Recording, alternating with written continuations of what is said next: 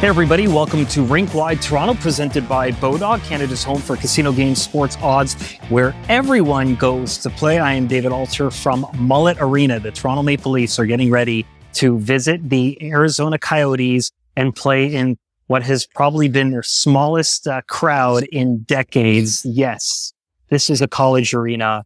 It's expected to be a bit of a college environment. There is a student section. There's not a lot of students around right now. Secondary market, I've seen tickets as low as $500, like starting to try and get into here to see the Leafs in this intimate environment. So that will be very, very interesting. And this will actually be the scene of the return of Morgan Rielly, who will be back in the lineup after missing over 5 weeks with a knee injury. Of course, he was injured against the New York Islanders on November the 21st. Dealing with a bit of an MCL sprain, but credited the staff for getting him back on track, and he will slide back into that second pair spot, skating with Timothy Liljegren, who he's got experience with. And Morgan Rielly is also pretty cognizant of the fact that the Leafs defense has performed pretty well in his absence. He's not looking to kind of reclaim the same kind of 23 minutes a night type role that he is accustomed to. He's happy to spread the wealth. They have 3 pairs, but there really hasn't been a top pair on the defense right now. And so as it starts, Morgan Rielly will be skating with Timothy Liljegren in that spot and just look to try and keep the good times going for Toronto. The Leafs are 12-2-1 without Morgan Rielly in the lineup. So that certainly speaks to how well the defense has performed. Rasmus Sandin is also nearing full health. He was skating at practice yesterday as well. He actually went into detail with me about what happened with his neck injury. He just took a stick to the neck early in the game.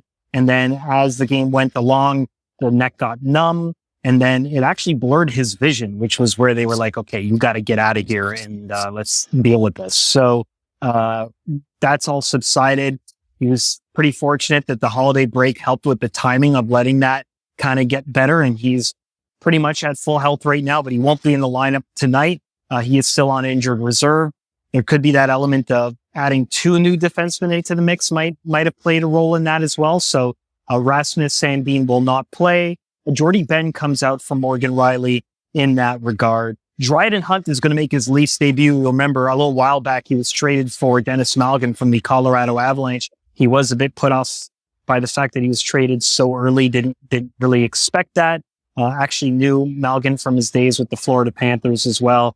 So that was kind of an interesting situation. Hadn't talked to Dennis Malgin since that trade, but after, sitting and waiting for a little bit and then the holiday break, of course, he is going to get back into the lineup as well. So another story that came out yesterday was the Leafs getting fined $100,000 for traveling just before midnight, which is not allowed in the CBA rules. 24th, 25th, and 26 are mandated days off as bargained by the collective bargaining agreement. According to reports, they left about an hour or so, a little bit before that cutoff.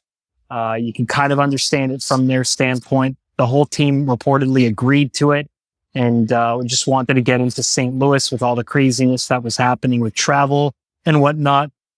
Not even just from a player standpoint, from just regular travelers. I can even speak to the fact that a lot of reporters aren't here because their flights got canceled. I dealt with a bit of a weird situation even getting to St. Louis, but made it. So you can understand it from there. And Sheldon Keefe was fined $25,000 for conduct demeaning toward the officials. Had a chance to catch up with Nick Aston-Reese, who was cut on the lip from a high stick. It should have been a double minor. It didn't get called. The Leafs could have used that. Sheldon Keefe was very animated about it. But the Leafs prevailed anyway. Zach Aston-Reese didn't really want to comment too much on it, but he was appreciative that his coach kind of stuck up for him in that situation. So that's the situation here. Expect a lot of Leaf fans to travel as they usually do. How many get into this? They say it's 4,600 people. I don't know. I think it's a bit less. There's a lot of empty, unused space. It'll be very interesting.